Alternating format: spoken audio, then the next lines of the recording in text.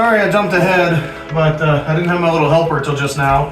And I left the GoPro in the other room, and it's late at night. I'm just trying to get this as done as possible.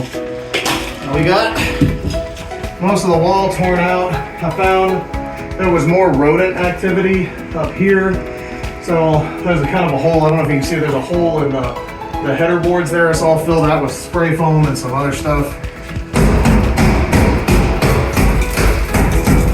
I have to leave this light right now because it's the only light I have in this room, so I can't take it out yet.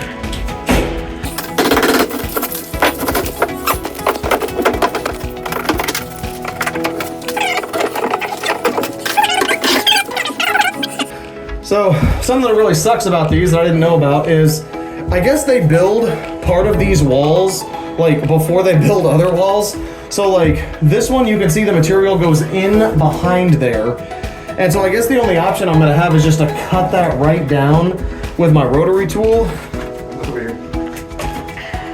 They did the same thing over here. So you can see, like, I guess they built these outside walls first and they just put these panels up all the way around.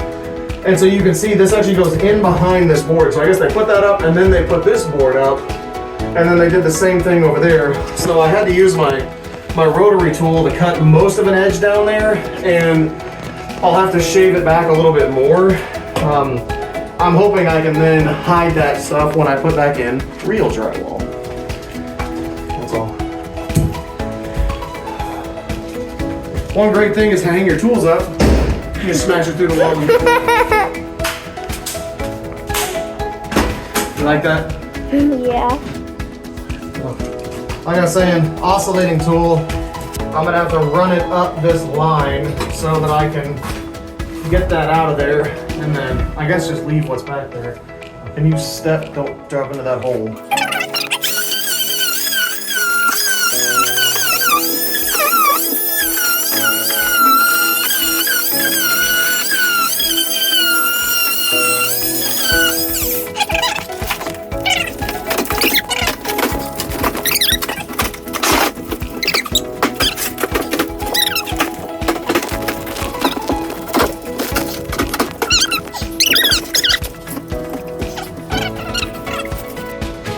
So yeah, it looks like this subfloor line goes underneath that wall. I'm guessing it's about halfway in between there. And so I'm basically just gonna have to cut along the edge of that subfloor with my saw and then just take this out and put back in the subfloor. I bought brand new subfloor. You look down there?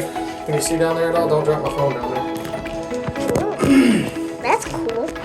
So step back here. Film over here a little bit, don't fall into that hole. I'm gonna stop recording now.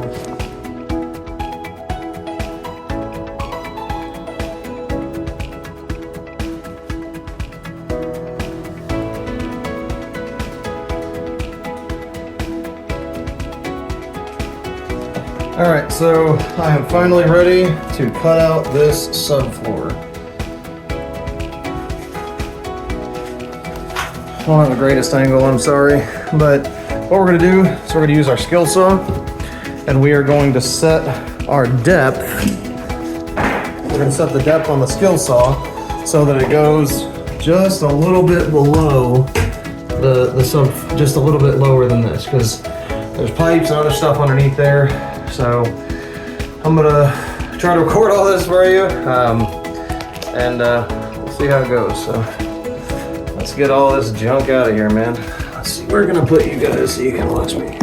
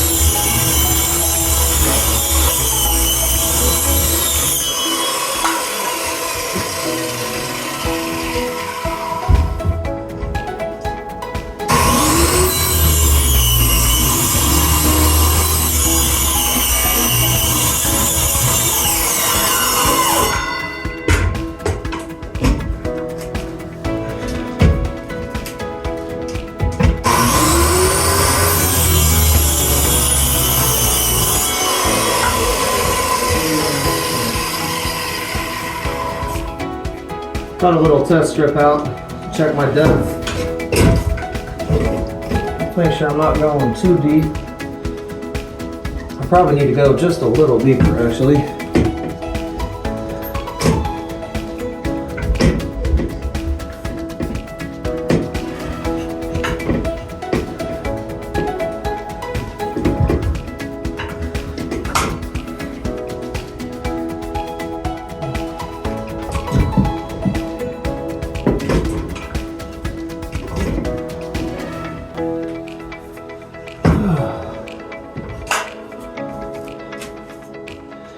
The other thing that stinks is there's this like 1 inch offset.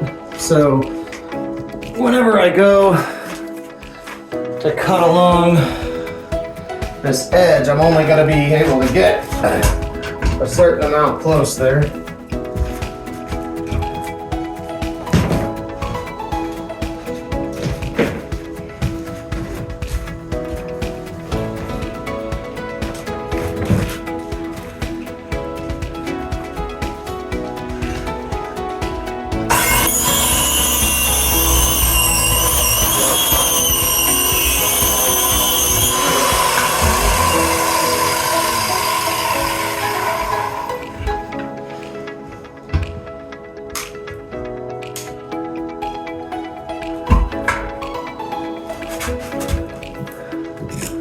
Sorry, I'm being overly paranoid, checking my depths here.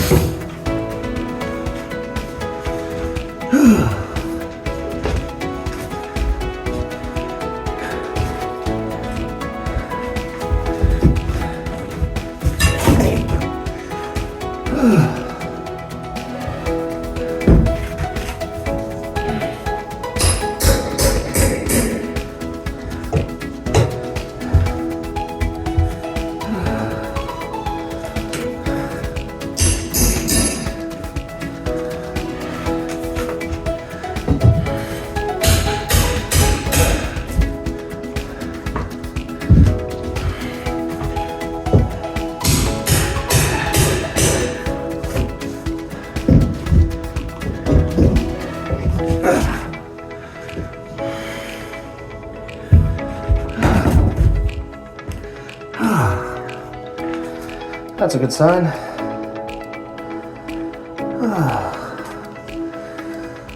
Alright, well, I didn't cut any wires and I didn't cut any pipes, so I'm gonna call that a win.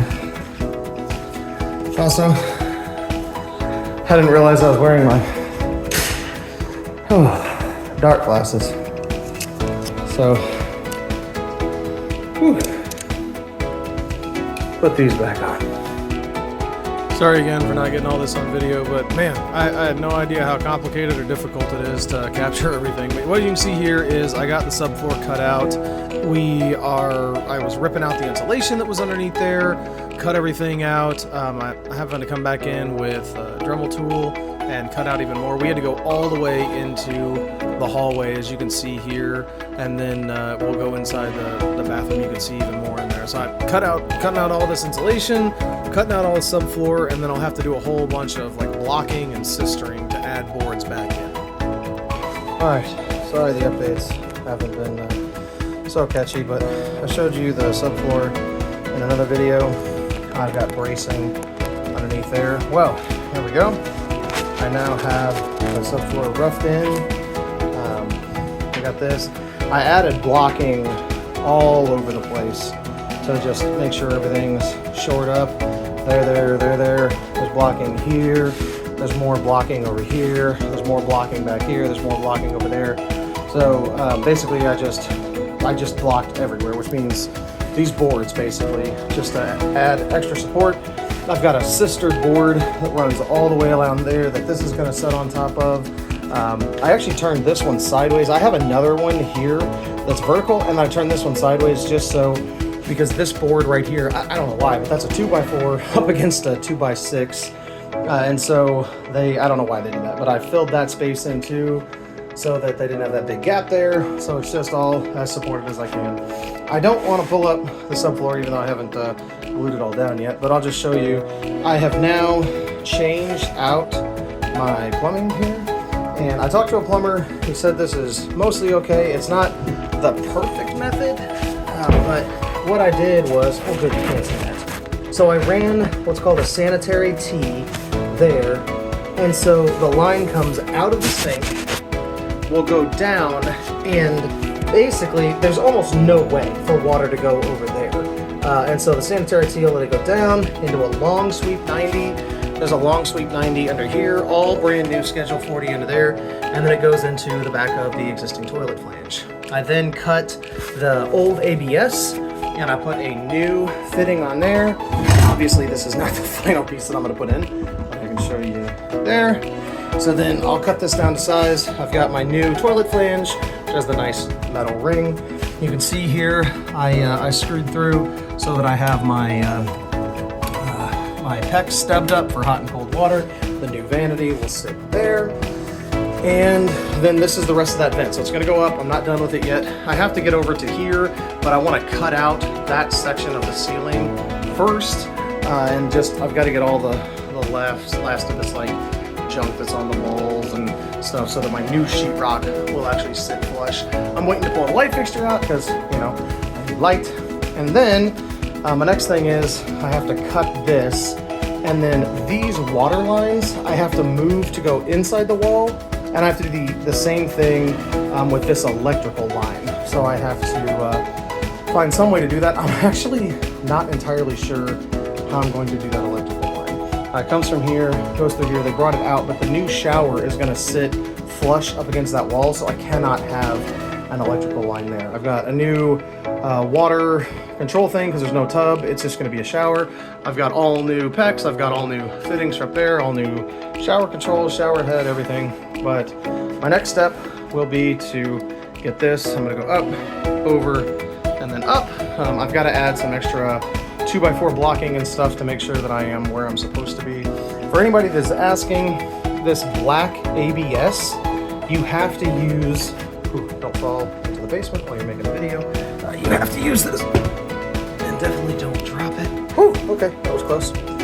Here we go. So you have to use this stuff anytime you are going from ABS to PVC. You cannot just use the purple primer and then the clear glue whenever you are going from black ABS to schedule 40. I have another long sweep 90. It's gonna, or actually it's gonna be I think a long sweep 90. It's gonna go here, come up.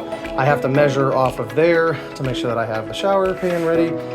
But this is good. So what I talked to the plumber about is, according to, there's two different plumbing codes. There's UBS and IPS.